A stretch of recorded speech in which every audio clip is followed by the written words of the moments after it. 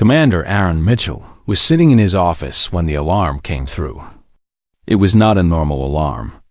The sound was different, older, wrong. The computer screen in front of him showed a message in a code that nobody had seen in over 30 years. Mitchell stopped drinking his coffee and leaned forward.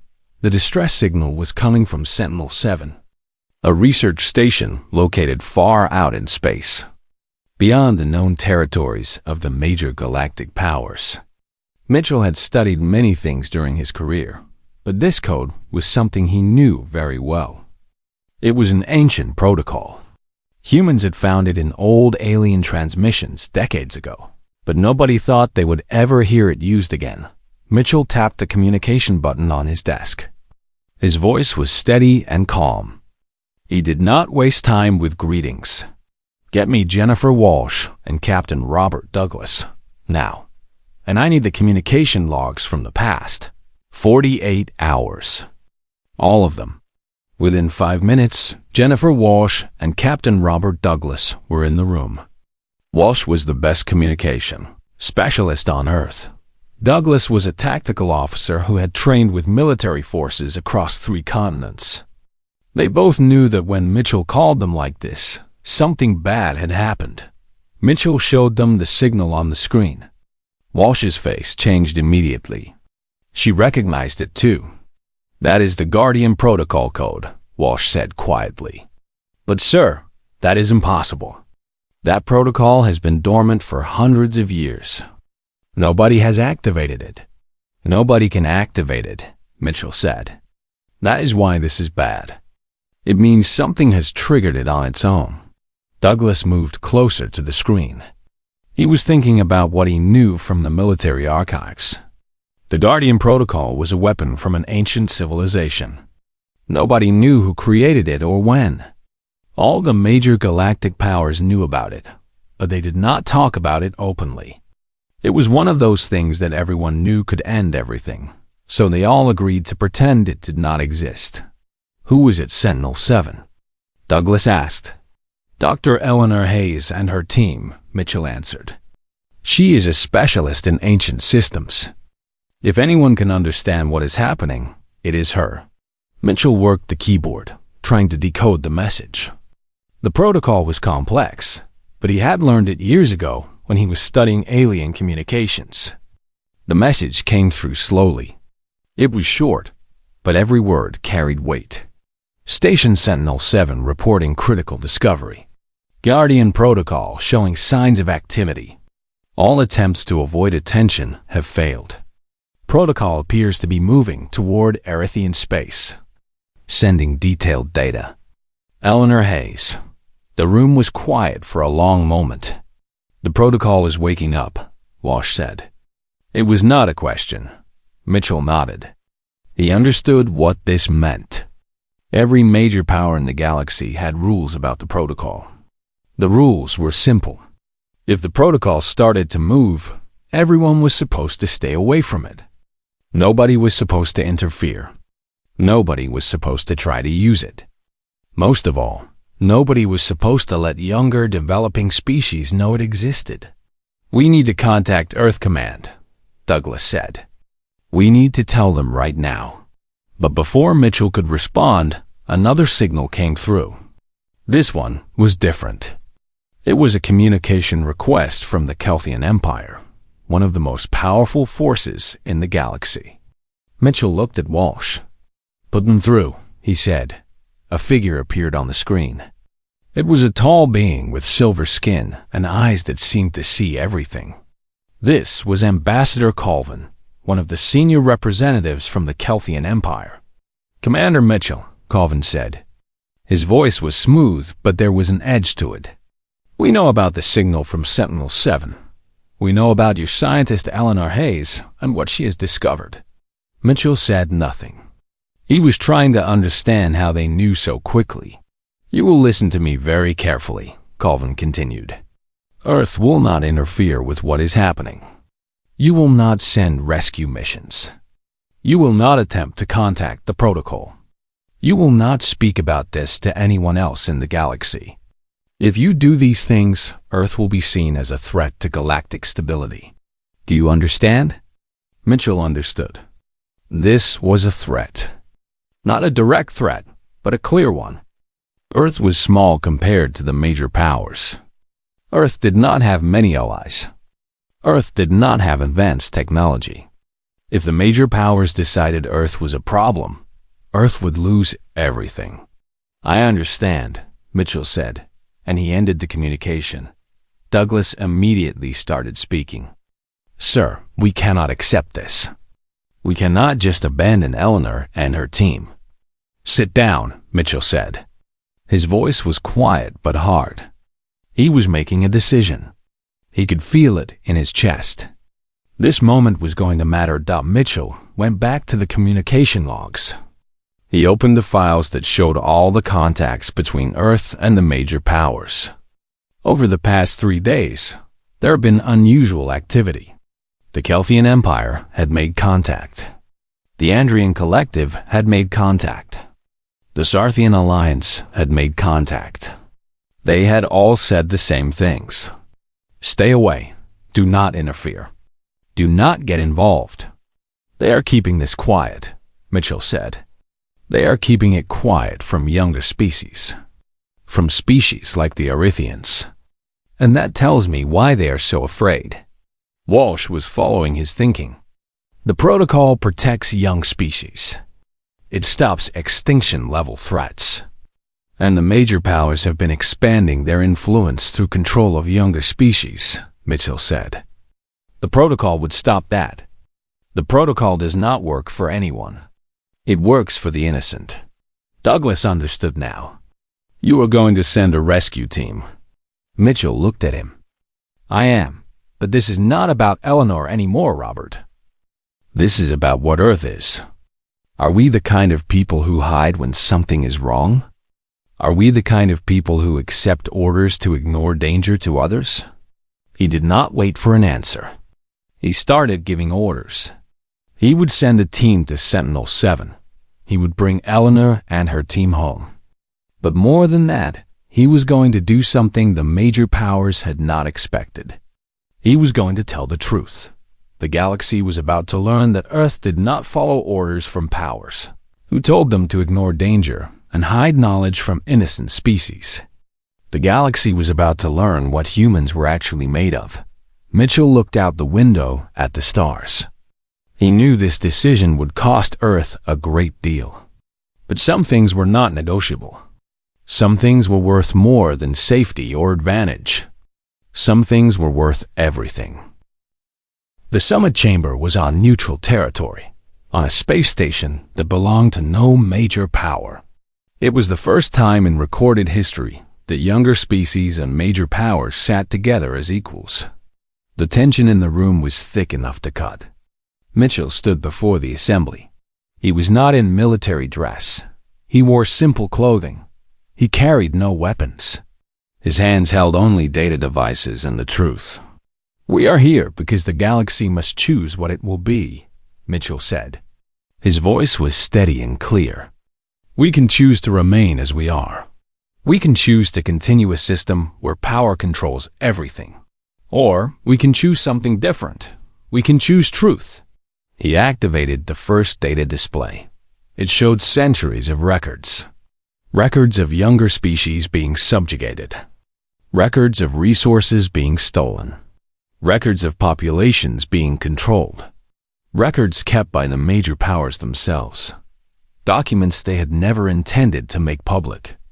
The major power representatives shifted in their seats. They had not expected this. They had thought Mitchell would defend the protocol or make excuses. Instead, he was attacking the entire system. These are your own records, Mitchell continued. This is what you have been doing while you kept the Guardian Protocol secret. You controlled it by keeping it hidden. You used fear of it to control younger species. Eleanor stood next to him. She held up the data from Sentinel-7. The Guardian Protocol was created thousands of years ago by a civilization far more advanced than any of us, Eleanor said. They created it as insurance. Insurance that no developing species would be driven to extinction by more powerful neighbors. It has one directive: protect innocent life from extinction-level threats. She showed the analysis. The data was clear. The protocol had responded to threats against young species multiple times throughout history. It had always acted defensively. It had never conquered. It had never dominated. The protocol is not a weapon, Eleanor said. It is a judge. It is a jury. It represents justice in the galaxy. And you fear it not because it is destructive, but because it is incorruptible. Captain Douglas presented military evidence. He showed the battle data. He showed how the protocol had been attacked dozens of times and had not struck back. He showed how the protocol could have destroyed the fleet in seconds, but had chosen not to. The protocol could have wiped out your military, Douglas said. It did not. It is showing you mercy. It is showing you that it chooses to follow the law of its creator, the law of ethics and mercy over power. Jennifer Walsh showed communication records. She showed how the major powers had intercepted Earth's transmissions and had tried to prevent knowledge of the protocol from reaching younger species. She showed how they had threatened Earth with isolation if it did not comply. You used fear, Walsh said. You threatened those who told the truth, but you cannot threaten everyone forever. You cannot silence truth forever.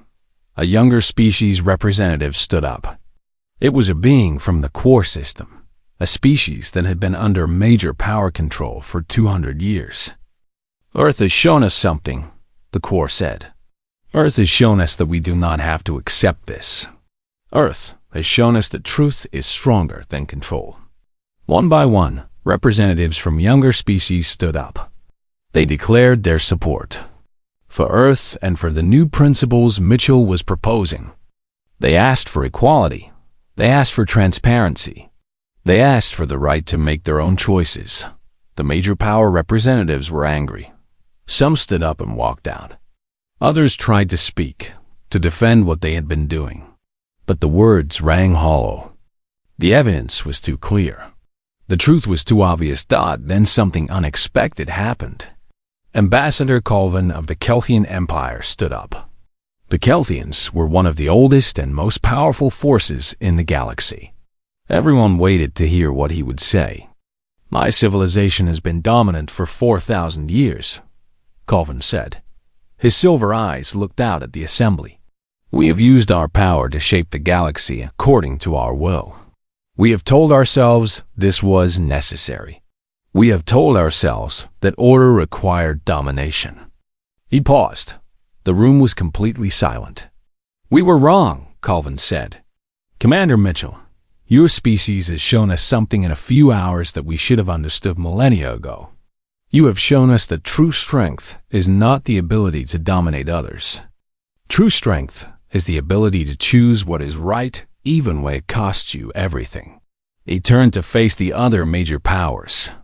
I am announcing that the Kelthian Empire will support the new galactic order. We will support equal rights for all species.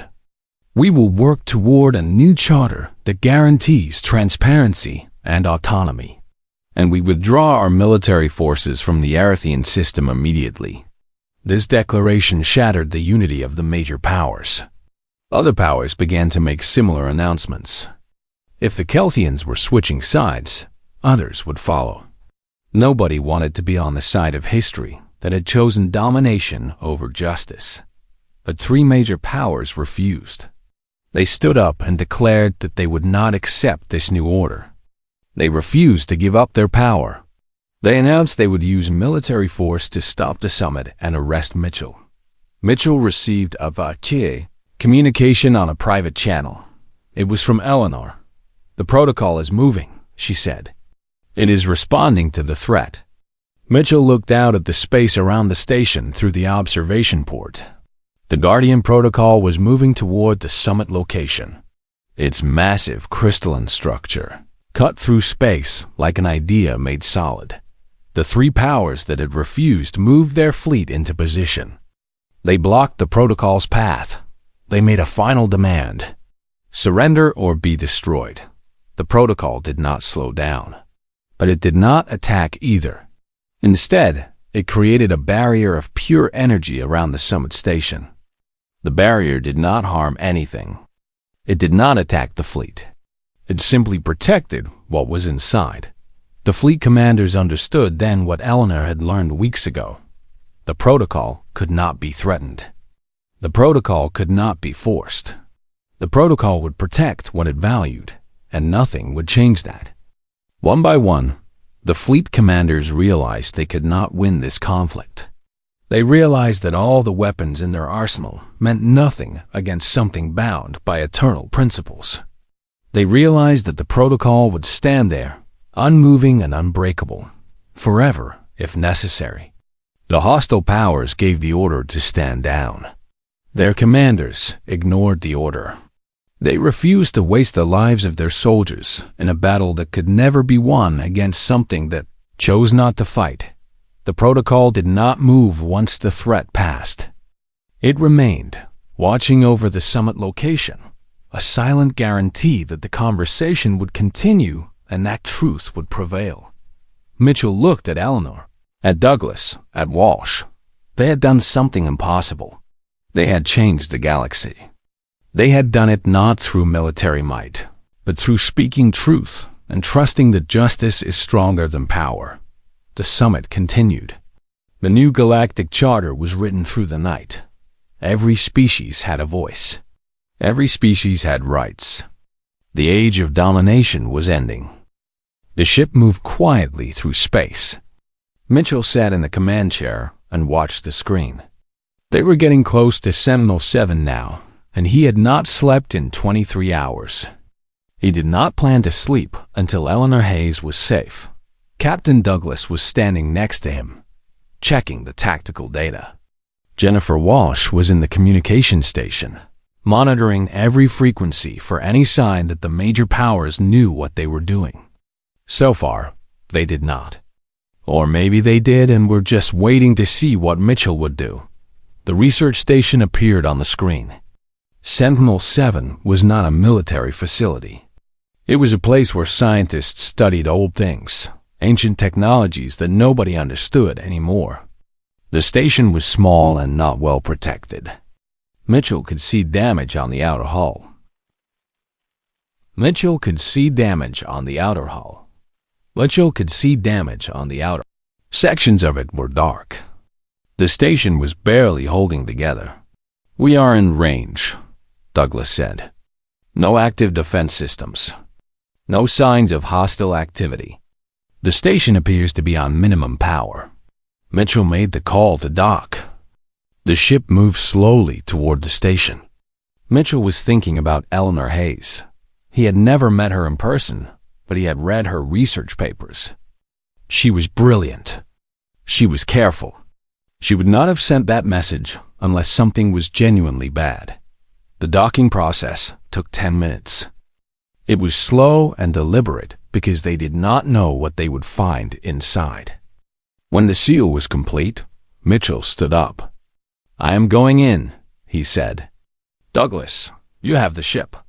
Walsh, with me." The station was cold. The air system was working, but it was weak. The lights were dimmed to almost nothing. Their footsteps sounded loud on the metal floor.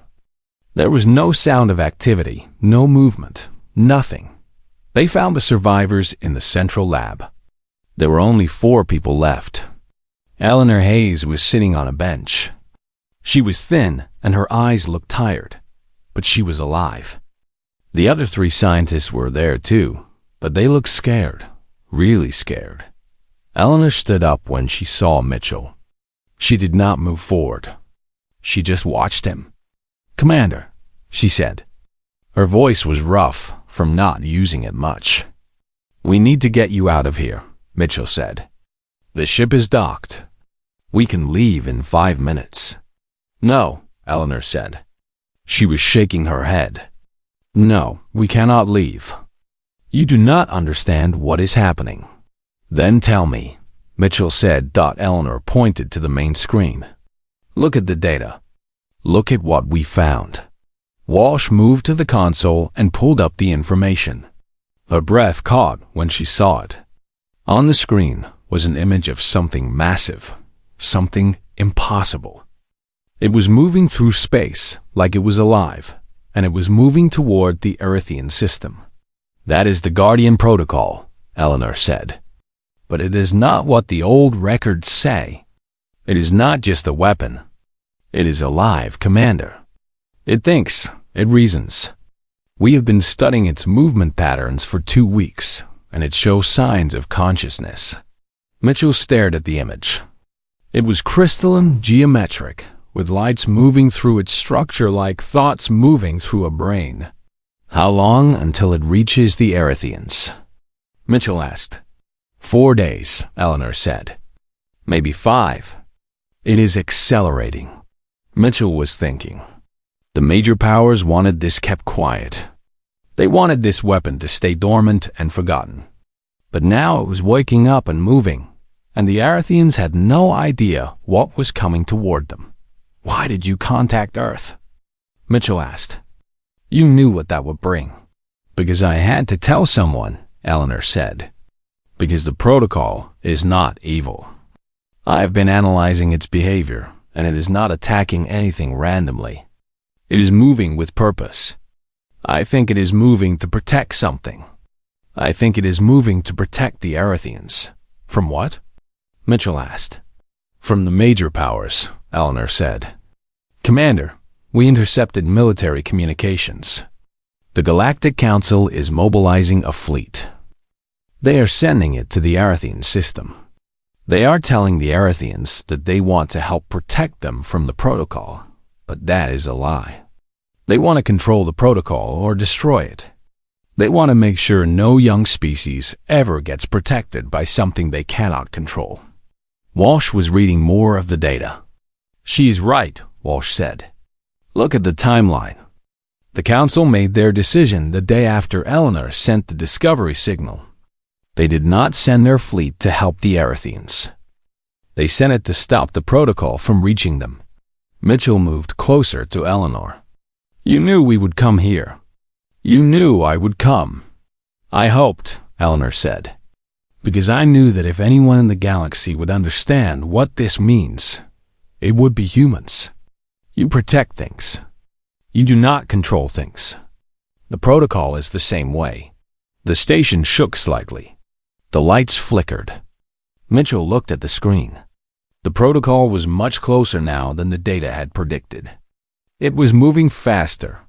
"We need to go," Douglas said from the communication device. "Right now. I am detecting multiple ships entering the space. Big ships. Military configuration." Mitchell knew what this meant. The major powers had probably known exactly where Mitchell was going. They had probably been tracking him the whole time. They were here to stop him from getting Eleanor out, or to capture her, or to make sure she disappeared. "Load everyone on the ship," Mitchell said. Now, Eleanor picked up a data device from the table. It was small, but thick with information. "This is everything we found. Everything about the protocol. How it thinks, what it wants, what it is trying to do." They moved fast through the station. Behind them, they could hear the sound of the protocol moving through space. It was not attacking the station. It was moving past it, moving toward the Earthian system. The ship detached from the station just as the military vessels moved into attack range. Douglas had the engines running hot. They jumped into faster than light speed. Just as weapons fire lit up the space where they had been dot, Eleanor was standing next to Mitchell as they watched the station fade behind them. She was still holding the data device. "What do we do now?" she asked. Mitchell was thinking. The major powers would be angry. They would demand that he give Eleanor up. They would threaten Earth, but Mitchell was thinking about something Eleanor had said. The protocol was moving to protect the Earthians. The protocol was trying to stop conquest and domination. "Now," Mitchell said, "we tell the Earthians the truth. We tell them what is coming. We tell them why. And we give them the choice that the major powers tried to take away from them. Eleanor smiled for the first time. She understood. She understood that Mitchell had just made a choice that would change everything, not just for Earth, but for the entire galaxy. The protocol moved onward through space, heading toward the Arethian system. Behind it came Earth's ship with the truth on board. The Age of Secrets was ending. Mitchell transmitted the message to the Arethian government, and everything changed. The transmission included Eleanor's data, the truth about the Guardian Protocol, and information about the military fleet coming toward their world. Mitchell did not hide anything. He did not soften any facts. He told the Arethians exactly what was happening and why. The message spread through the galactic networks within hours. Every major power knew what Earth had done. Every younger species knew what Earth had revealed. The Galactic Council called an emergency session. Earth was officially declared a rogue nation. The Galactic Council issued a formal demand. Mitchell must be handed over for trial. Eleanor Hayes must be arrested. Earth's government must comply or face military blockade and complete economic isolation. Earth's leaders received these demands and made their own choice. They backed Mitchell. The government announced to the world that Earth stood by the actions taken. Humans would not abandon their representative. Earth would not betray those who told the truth. The response from human populations across the world was overwhelming. People in cities and small towns gathered together. They understood that their species had done something important. They understood that Mitchell had risked everything to do what was right. Within days, polls showed that 87% of humans supported Earth's position. People were ready to accept the consequences. The Arethians responded to Mitchell's message by making their own difficult choice. They announced that they would not attack the Guardian Protocol. Instead, they would welcome it. They asked Earth for help in understanding what the protocol wanted and what it needed. They formally requested that Earth be recognized as their cultural and technical advisors. This announcement shocked the major powers. Younger species were not supposed to make such choices. Younger species were supposed to fear the protocol. They were supposed to be grateful for the protection offered by the major powers. Jennifer Walsh was in a secure location working with communication specialists from Earth and the Arethian system. She was trying to find a way to translate with the protocol. Nobody knew if the protocol could even understand language the way younger species understood it. Nobody knew if it could think in ways that could be translated.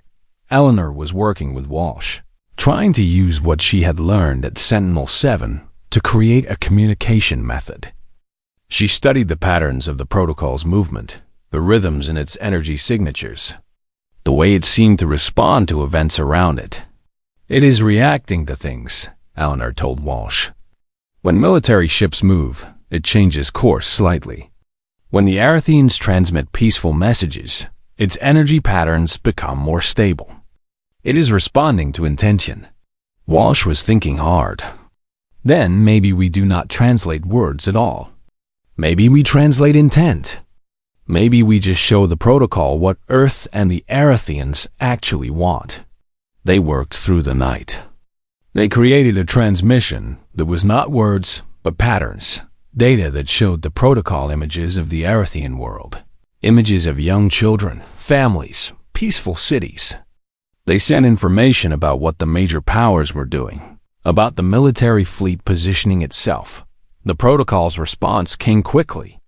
Its movement changed direction slightly. It did not attack the military fleet, but it created an energy barrier around itself. The barrier was not a weapon. It was a shield. It was the protocol saying that it would protect itself, and more importantly, it would protect what it was moving toward. Captain Douglas was coordinating with military forces from younger species that were secretly supporting Earth. They could not openly fight the major powers, but they could gather intelligence. They could watch the military fleet. They could see what the major powers were actually planning. Douglas called Mitchell to show him what they had found. The fleet is not just gathering to stop the protocol, Douglas said. They are positioning themselves to take control of the Arathian system after the protocol is destroyed. They have plans to establish military bases. They plan to install a government favorable to the major powers. They plan to extract resources. This was about conquest the whole time. Mitchell felt anger in his chest. He had suspected this, but seeing it confirmed was different. Seeing the actual plans made it real. The major powers made an ultimatum. They gave Mitchell 72 hours to convince the protocol to stop moving toward Arathian space. They gave the Arathians 72 hours to ask for the major powers' military protection instead of the protocols.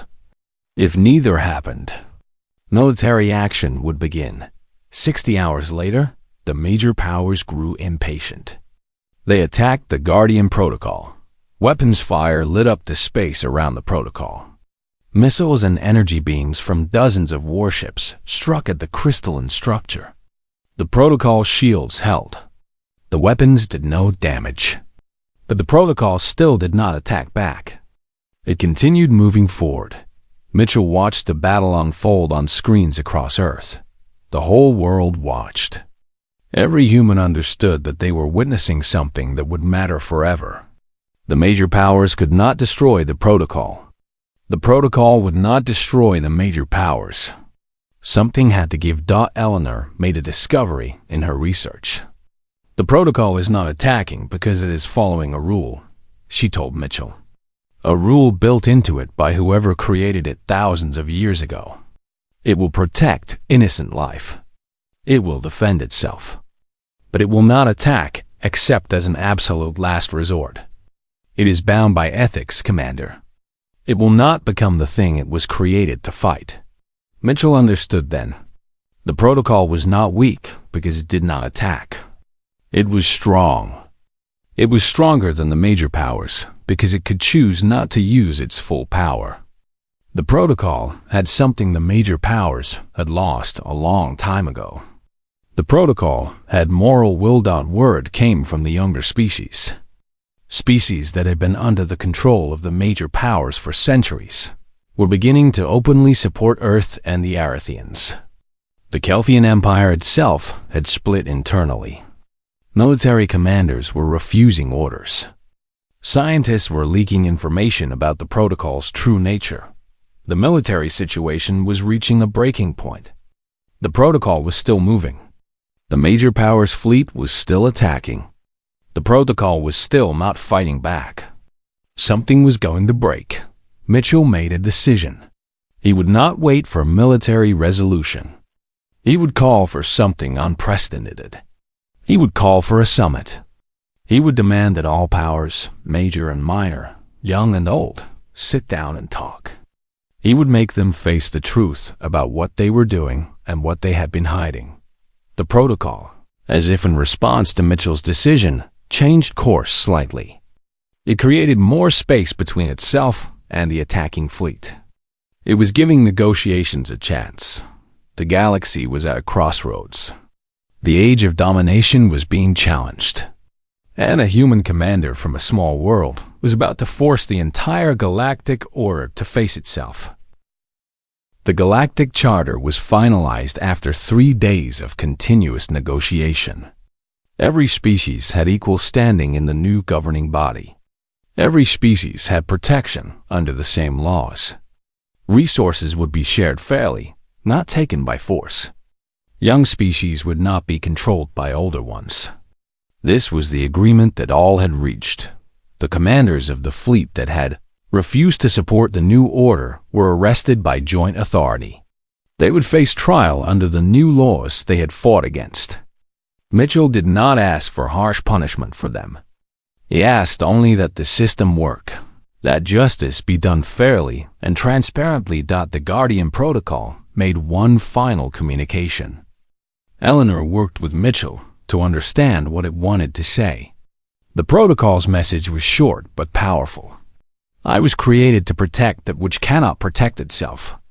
That mission has not changed. I will remain as witness and guardian. I will intervene only if extinction-level threats to innocent species occur. The galaxy has chosen a path of justice. I will ensure the path is maintained. The protocol then moved to a position deep in the galaxy, a neutral location where it would watch but not interfere. It created a sanctuary around itself, a place that was outside all territories and all politics. It was a reminder to the galaxy that something eternal was watching, that justice was not just the creation of laws, but a principle that would endure. Mitchell refused every offer of power that came his way. Governments wanted him as a leader. Corporations wanted him as an advisor. Military forces wanted him as a commander. Mitchell said no to all of it. He went home to Earth. The return to Earth was overwhelming. Humans had watched the entire galactic conflict on screens and networks. They understood that their species had changed the course of history. When Mitchell arrived on Earth, millions of people gathered to see him. But Mitchell did not feel like a hero. He felt like someone who had simply done what was necessary. Eleanor Hayes took a different path. The Arathian government offered her a position as director of the Galactic Institute for Understanding Ancient Wisdom. The institute would study the civilization that had created the Guardian Protocol. It would try to understand the ethics and principles that had guided that ancient species. Eleanor accepted because she knew this work mattered. Eleanor spent her time studying the protocol's architecture, the information patterns built into it, the way it had been designed to think.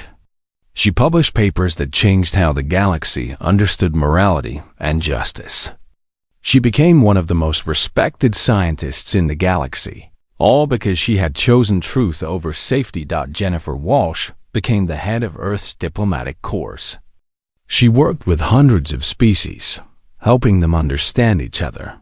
She built systems for transparent communication. She made sure that no species could hide information that another species had the right to know.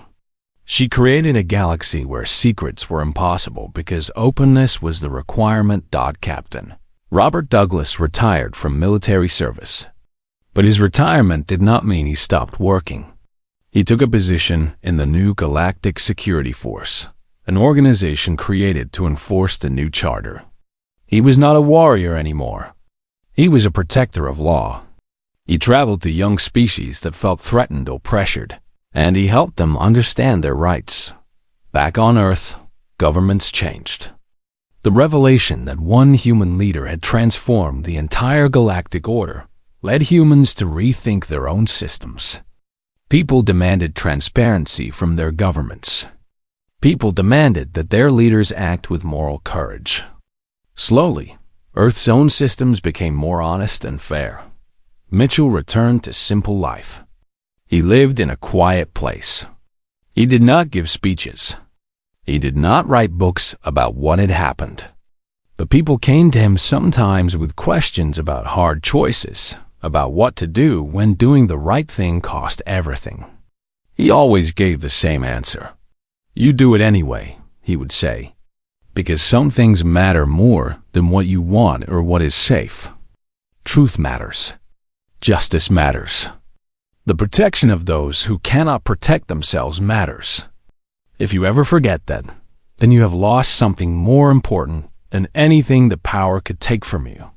2 years after the summit, the major powers that had resisted the new order began to change. Some of their younger species representatives left and joined other governments. Some of their allies abandoned them. Slowly, they realized that resistance was useless.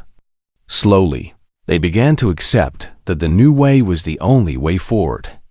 Mitchell received a message one day from Ambassador Colvin of the Kelthian Empire. The message was simple.